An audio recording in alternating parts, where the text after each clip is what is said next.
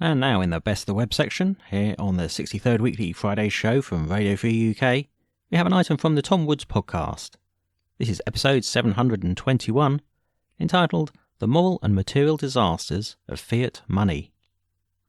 An excellent libertarian subject. The Tom Woods Show, episode 721. Prepare to set fire to the index card of allowable opinion. Your daily dose of liberty education starts here. The Tom Woods Show. Hey everybody, Tom Woods here talking about money today. And we're talking about money with Philip Bagas, who is a professor of economics in Madrid at the Universidad Rey Juan Carlos. And he is co-author of a brand new book called Blind Robbery: How the Fed, Banks, and Government Steal Our Money. TomWoods.com/721 is where we'll have a link to that for you. It is a book that works for the beginner. In fact, it works for people who aren't even in this circle at all, gets them thinking about important things. But it also can work for the advanced student, because I guarantee you're going to find arguments in here you hadn't thought of before against the government fiat money system. So great book and a great guy to talk to. Philip, welcome back to the show. It's a pleasure to be on your show, Tom. All right, let's talk about Blind Robbery. Nothing subtle about the title of this book. I want to talk about the ideas in the book, but then toward the end, just because I enjoy having a chance to pick your brain, I do want to ask you a few more advanced questions that aren't covered in the book, just because I want to know the answer, and here you are. But what this is, and as I was telling people in the introduction, is a very useful book for people, first of all, who are new to some of these ideas, but even people who have been around a while, I think, will benefit from this, because you present the ideas in ways I haven't necessarily heard presented before, and in ways that are very persuasive and that are step-by-step. Each point builds upon the previous one. So I think it's very, very well done, and it's not a long book, and it doesn't take very long to read. What are you hoping to accomplish? Somebody reads this book. How do you want his thinking changed by the end? Yeah, the motivation for the book was that Andreas Marquardt and I thought that probably the most important problem of our times is actually the monetary system. The monetary system, in our view, is the most urgent problem that we have in our societies, in Western societies. Of course, if you ask people, average people on the street, if you ask them what is the most urgent problem, most of them won't say the monetary system. And we wanted to change that. The problem here is, of course, that the monetary system is very complex and very hard to understand. And most people won't go through Mises' the theory of money and credit, or Walter de Soto's money, bank credit and economics cycles. Very complex and large books. So we thought, if this is a problem, if this is really the most urgent problem, what we have to do is to convince people that something has to be changed in the monetary system, that it's fundamentally flawed. And in order to do this, we must reach many people. We must reach people we haven't reached before. Therefore, we wrote the book. And as you said, we wrote it in a way that basically anyone can understand it, and also in a provocative way and in a funny way, so people like reading it. It's not a burden or something, but it's actually fun reading it. I'm going to skip ahead in it. I think, I would say a decent number of people listening know the basic argument about where money comes from and what problems it solves and what form it traditionally takes, things like that. Let's go ahead into something a little bit more advanced. You have a chapter on who is allowed to create money and who is not. I think people just assume, even a lot of libertarians who haven't given the question much thought would assume that money is unlike other commodities. They can see how fish could be sold on the free market, or sneakers, or steak dinners, or whatever. That they can see all that. But money, it doesn't seem obvious how you could sell money or buy money. I buy and sell all these other things. So is easier for them to be persuaded that some special agency has to supply the money. How are you able to explain in a way that's simple and yet compelling that actually money is not so different as compared to other goods in this regard? Yeah, we one thing that we use in the book again and again is that we go to a town or a city in the past and explain how money arises through individual action, and then how the state comes in and it's a king and sees there his opportunity to get hand on the monetary system, on the money, to have more income, and manipulates the system in his favor. And then he finds also in another sequence of the story, he finds the banking system as a possible ally, and gives the banking system the privilege of producing money in exchange for the banking system financing him, buying his bonds. And this comes very naturally because before we explain how gold is mined by private miners, how it works very well, how this society is built, and then the state comes in and appropriates it, and everything gets messed up. All right, so I think that's one of the big problems people have with understanding our position on all this. It's hard for them to visualize it, hard for them to understand how it could be that we could survive without a monopoly on the issuance of money. But then there'll be others who say, at least the government or its central bank can carry out monetary policy. It can use money to guide the economy in certain ways. It can help, let's say, bring the economy back from a depression. It can help stimulate the economy by its use of its money monopoly. And this is a good thing, whereas if it were in private hands, heaven knows what would happen. What's wrong with that kind of objection? Well, this is the fundamental error to think that producing more money would make society richer.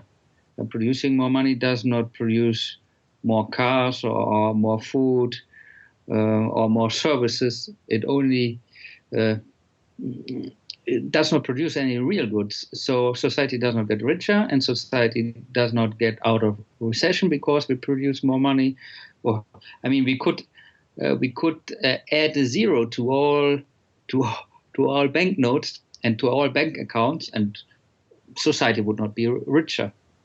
So people who think that by producing money, or the money monopolists by producing money could make society richer or get society out of recession, actually don't get these basics, or just want to use the monetary system for some redistribution, because money production normally also leads to a redistribution in favor of those who receive the new money first. So this seems to me more like an excuse for some redistribution in favor of the government, the banking system, and their friends. Let's talk about that, because you do make the argument in the book that people are concerned about inequality, but they don't make note of the role of the monetary system in exacerbating inequality. And you point out, for example, this is not the only way that inequality is fostered by the monetary system, but for instance, that there are distribution or Cantillon effects of the when new money is created, it's not distributed evenly across the population. It enters the economy at discrete points, and if you happen to be at one of those discrete points, you get to enjoy the money before prices have risen commensurately, and this gives you a windfall, whereas everyone else is suffering a loss.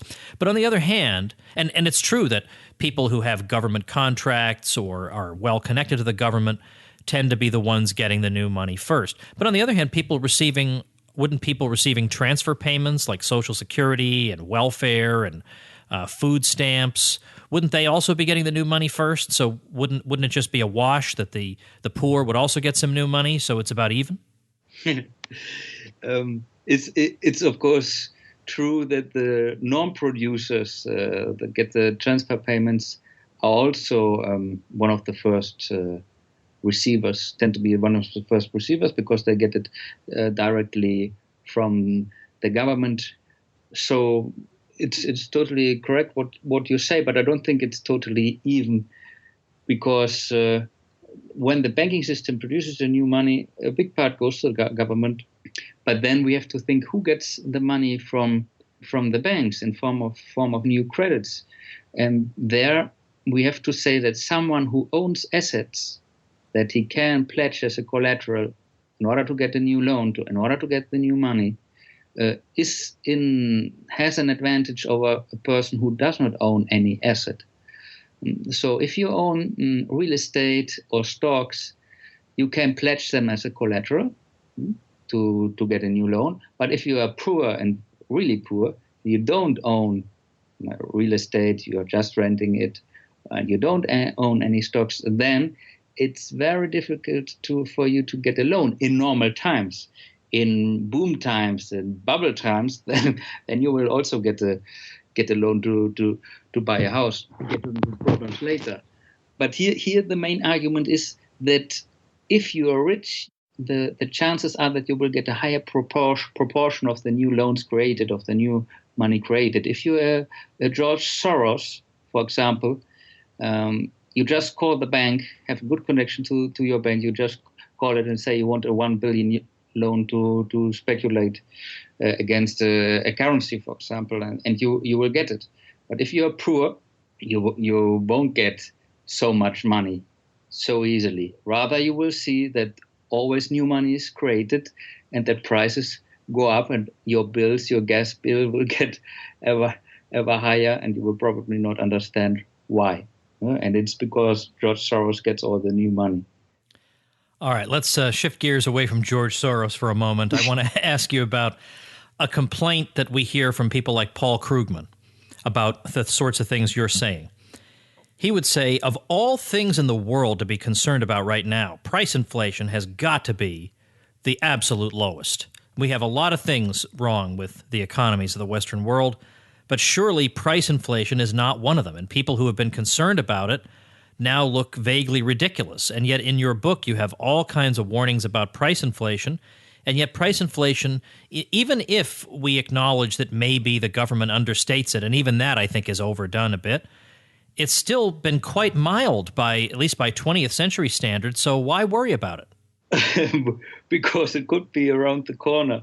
But beside that we, if in the past in the past few years there hasn't been price inflation, that doesn't mean that in the next 5 years there won't be. And of course there has been price inflation, mostly in asset price markets, in the stock market, for example, but also in some countries in the real estate markets. So prices have risen very fast. For example, in Germany, the real estate market has risen very much. But here, the point is actually not how the price level changes in relation to the arguments that we do. The redistribution that is occurring due to the production of the new money occurs independent from the change of the price level. Or to put it in other words, what is important is the change in the money supply. If there's a huge change in the money supply, there's much new money produced, and there's a huge redistribution, even though prices are constant. It could be that there are other factors that compensate for the increase in the money supply. And there have been these factors in the past 30, 40 years, because there has been globalization. It's basically 1 or 2 billion people have been incorporated in the International Division of Labor. China and India were basically did not exist 30 or 40 years ago from the point of view of human action for European or American, because there was no exchange with them. Now, suddenly, we get 2 billion people more producing goods and services and exchanging with us. The iPhone, the computer you sit on are probably made in China. 40 years ago, that was not the case. So this, of course, led to a tremendous growth and also a revolution in technology. The internet, information technology, a huge revolution, huge productivity increases. If the money supply would have been constant, probably prices would have fallen 30 or 40%, or even more. But prices did not fall, but kept rising. So this tells us that there has been a huge increase in the money supply and also a huge redistribution. So the poor maybe did not see prices rise so fast, but they could not enjoy the price fall that would have occurred if the money supply would not have increased and the new money would have been given to the government, to the banks, and the rich. Let me ask you something that I hear a lot of confusion about. Suppose we had a gold standard, or even just a classical gold standard enforced by the government, and the money supply is then increased by means of gold mining. So there's now more money than there was before, and the introduction of the gold into the economy also occurs at discrete points.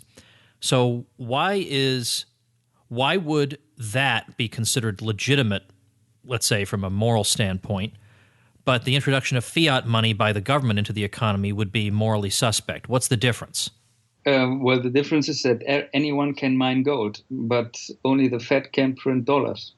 I cannot print dollars, I cannot print euros, but I can go in my garden and mine for gold, or buy some land in Africa to mine for gold. So from a moral point of view, it's the monopoly of the money production that is the problem in fiat money. The monopoly for base money production is at the Fed or at the ECB, and then they have this kind of franchise where they give also the banking system the privilege to produce money substitutes.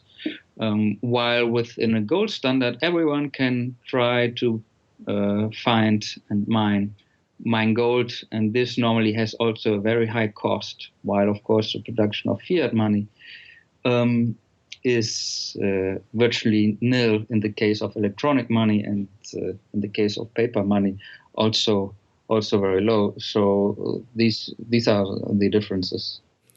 And of course, the production of gold in that case would be taking place within the realm of economic calculation and profit and loss. And so you would know there would be a natural point where the most profitable thing to do in the world would not be to mine additional gold.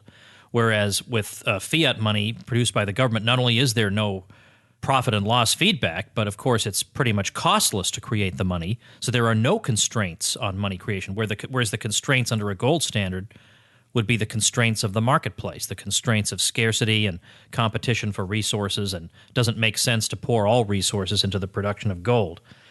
Now, what about the effects on the overall economy of an injection of fiat money into the system and let's say an increase in gold mining? How is it different? Like, for instance, is the business cycle created? I get this a lot. Is there a business cycle simply because there's more gold in the economy now? Yeah, that is a good question also. In the case of fiat money, the new money is normally introduced through the credit market, the loan market. So the new money is produced by the banking system, introduced into the loan market, and this lowers the interest rate artificially below the rate it would otherwise have. While in the case of in a gold standard, gold production, the new money goes first to the miners, and then whatever they buy with the gold. But we cannot suppose that it changes actually the interest rate, that it manipulates, changes the interest rate, because the new money, the new gold, does not go into the loan market, but it just goes to the owner of the gold mine, and then he buys, I don't know, a car or a house, so the price of the car goes up or the price of the house goes up. While in the case of fiat money, the new money goes through the loan market and there falsifies the most or manipulates the most important price in the economy, that is the interest rate, that is very important for the coordination between saving and consumption. All right, now let me ask you something a little bit more technical, if I may. Mm-hmm. I want to talk about, I don't expect you to be an economic historian of the U.S., but I know you know about the debate between, or the way Rothbard looked at the Great Depression and the way somebody like Milton Friedman looked at it. But sometimes they'll throw Hayek in your face, and they'll say, even Hayek would say, and by the way, I'm thinking of that great article that you wrote years ago. Gosh, I hope that was you. I'm going to be embarrassed if it was somebody else, where you critiqued all the Austrian economists for their deviationist views on deflation. Was that your article? Yes. Okay. Oh, thank goodness. Okay. I feel better. But and I'm sure, I don't remember it well enough, I'm sure you had plenty to say about Hayek, but he said, look, I'm not in favor of inflation, but I'm not in favor of deflation either. And at some point, he seemed to leave open room for the monetary authority to intervene in certain cases. Can you elaborate on that and explain what would be wrong with that? Yes, I mean, this is not only Hayek.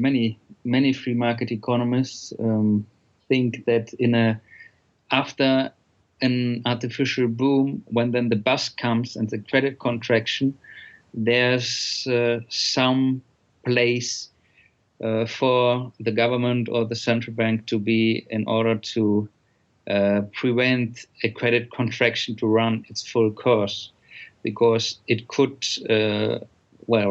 bring down the whole banking system, and through a severe price deflation, it could cause many bankruptcies in the economy, because when prices fall, it gets ever more difficult to service your debt that is nominally fixed. So when there has been a long boom and prices have risen many years and people have gotten very indebted, if then a credit contraction comes and prices fall very much, then debtors will not be able to service their debt, and then they cannot pay back their loans. Then the banking system will go belly up, and there will be a huge depression. And this is what Hayek thought. In this case, it would be okay if the government or the central bank would intervene and stop the prices to fall and stop the credit contraction. Well, Rothbard looks more positively on this scenario, and I agree with him that it, for moral reasons, of course, it should be. It's better that the credit contraction runs its course, and also for economic reasons, because malinvestments are purged much faster if prices are allowed to fall. And it's true that there will be more bankruptcies, but hey, who knows what is the optimal amount of bankruptcies in an economy? Does Hayek know it? No. Does I know it? No, I don't know it either. The optimal amount is the one that where private property rights are respected, and when people cannot service their debts, then they go bankrupt, and that's it. And then there's just a redistribution. Yeah, so let me jump in and explain, make sure everybody's following this. The point is that even if some firms go under and they go bankrupt, there's no reason this has to be a disrupting force in the economy, because the physical stuff they own still exists. It simply gets transferred to different owners in bankruptcy courts. So that's what we mean by there's just a redistribution. The assets now get placed into, we presume to be more capable hands. But what about the objection that, I know George Reisman has said this and a few other people, that bankruptcy courts tend to move very slowly, so maybe this process would be slow and agonizing, and it wouldn't be as pleasant as you suggest when you say, oh, it would just be a bunch of redistributions. But if it's held up in the courts forever, then maybe it would drag everything down. Yeah, I mean, if of course there will be a pressure to privatize the court system so that it will be faster. Of course, the government court system is very slow. So this is actually an argument to privatize justice and the court system, because then it will be faster. But even if it takes some time to sort it out, if you think of the company, let's say the company goes only bankrupt because it has debts and prices have fallen and the owner cannot service the debts, and we assume that the business model is actually a good one, it's actually viable. and the company goes only bankrupt because of the price deflation. Of course, the new owner then will continue continue to run the company, and it's also in the interest of the old owner to continue to run the company. And if we think that now there's a time that the court needs to sort it out, it's in the interest of both that this company, which business model is actually viable, continues to produce. So it's not in the interest of anyone to stop the production if the business model is viable. But of course there will be some frictions. But then again, in any bankruptcy there's a friction, and who is to say which amount of bankruptcy is optimal? In the free market, we will see what is the optimal amount of bankruptcy. No one can know. You know, in some ways, you remind me of Guido Holzmann, in that you have this ability to say things. Because of the German accent. Well, I was going to say it's more. It's not quite so superficial, but it's that maybe that accent allows you to get away with saying things that would shock most people, and you say them matter-of-factly, as if you're listing the ingredients in a lasagna recipe or something. All right, let's skip ahead to your chapter on where this all ends, how this all ends. Is it necessarily the case? Doesn't it seem to be overstated to say that fiat money systems have to end badly, that they can't possibly be managed well? Is there a way?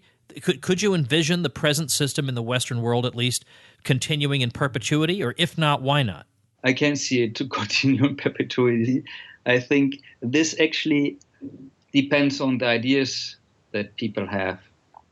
If people accept the system as it is, that we have fiat money, a money monopoly by the government, then it can continue basically forever. But if people change their opinion, and I hope our book contributes to that, it can't. How could they do it to continue with this system? It looks like we are going to a dead end because we have so high debts. The governments all over the world are over-indebted. Interest rate, central banks have had to lower interest rates very low, even to negative rates. It does not seem that they could raise the rates again, because if they raise the rates to normal levels, the government will go bankrupt, the banking system. So it looks like they have to continue to print and print and print.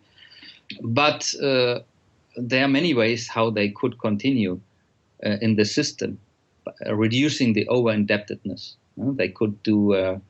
I list several options. One of them is to do a one-time wealth tax and to use this money to pay down debts of governments and the banking system. There could be a bail-in if in the banking system. Let me explain a bail-in. A bail-in is when the creditors of the banks are bailed into the bank. That is, they are changed into shareholders. So instead of owning a bond that were issued by a bank, then you get a shareholder. That means the bank has less debts and more equity. And in this way, the banking system gets recapitalized and could stand bankruptcies or even a haircut on government bonds. Or you can have a full-fledged monetary reform. You can have a paper money that is basically at the end. For example, this happened after the Second World War in Germany. The old Reichsmark was basically useless. It was a paper money at its end. But they did a monetary reform that were designed in a way that another paper money could be introduced, the Deutschmark. How did they do it? Basically, they wrote down all government debts. They wrote down by 1/10 to 1/10. They wrote down all monetary assets. They taxed away all profits that arose in this reform. When debts, for companies, for example, when the debts were reduced to 1/10, this meant one-time profits, windfall profits for them, which were taxed away over 20 years, I think, completely. And the banks were actually recapitalized because their government bonds were not written down, but they were given new government bonds. So at the end of all these measures combined, we had the result that the government were without debts, the German governments. The banking system was recapitalized, over-indebtedness was reduced, and savers were basically expropriated. But the system was then on stable grounds again. From there on, the system could work again. It was like pushing the reset button on a computer, and this is what they probably, if things get very ugly, they will try to do it again. And it is possible that when the fiat money is running against the wall, to do a monetary reform, which is like pushing a reset button and start all over again. Of course, it implies huge losses for the savers and the money users, but then they can try to start all over again. So it can continue in perpetuity. It depends if people let them get away with it. Well, Philip, I want to recommend your book to the audience, Blind Robbery, How the Fed, Banks, and Governments Steal Our Money. It is available, of course, from all the usual places, Amazon, and I'm going to link to it at tomwoods.com/721. It has a very persuasive blurb on the back cover by a certain podcast host my listeners may be familiar with. It really is like a bucket of ice water over your head, this book. But it's ice water that makes you smarter while it's hitting you. So I'm glad you did it, and I'm glad we're able to have this conversation, and I hope people will grab one, and best of luck. Thank you. Thank you, Tom. All right, a couple things to tell you. Remember I mentioned on an episode maybe a week ago, I said I've got a debate coming up that is so juicy, you're just going to forget all other debates you've ever heard of or seen. Well, I think I've got that lined up, but it's going to be another couple of weeks because one of the people involved is, get this, moving. And I'm very, very sympathetic to this person in that situation. But that juicy debate is coming. I've been talking a lot about websites that my listeners have been starting, and a lot of them are libertarian blogs, and that is terrific. But, once in a while I'm getting a site that has nothing to do with libertarianism. It's just some useful site where you learn something about some other sort of topic. And here's an example. Coach Speak. The website is CoachSpeakShow.com. And Coach Speak, this is right on the About page, is a talent development company that primarily serves coaches and those who want to become coaches.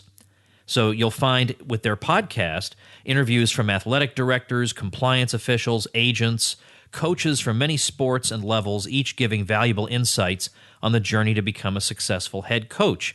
It's also offers a professional development program to help you improve your communication skills and influence. It says we can help you identify your behaviors plus the behaviors of others and use that information to become a more effective and efficient communicator.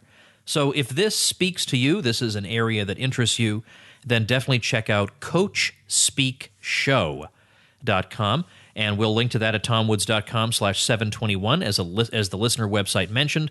Remember, you can get this kind of shout out and all kinds of free bonuses, plus an exclusive mastermind group for bloggers, just by checking out tomwoods.com/publicity before you start your site. Tomorrow, we're talking about cars again with our old friend Eric Peters. We're going to be talking about Tesla, what's going on there. We got cars that are bursting into flames. That's a bit of a problem. I'm going to ask him about radar detectors, by the way. I got stopped the other day. I didn't get a ticket, thank goodness, but I got stopped. Every time I get stopped, I do a search on Google for a good radar detector, then I never wind up buying one. He's going to tell us what the best one is, what he uses. It's going to be all kinds of great insights. Because, who wants to give the government extra money, right? You can always mail them a check if you really want to, but I, for one, don't. But anyway, it's going to be a lot of fun, a lot of different stories about what's going on in the world of cars and liberty. So definitely do not miss the car episodes. Even if you're not a car I'm not particularly a car person. I'm not that interested in cars, but I drive one, and I'm interested in libertarianism, and Eric Peters is just the guy to bring those two things together. So make sure and tune in for that episode number 722, and thanks for listening. Become a smarter libertarian in just 30 minutes a day. Visit TomWoods.com to subscribe to the show for free, and we'll see you next time.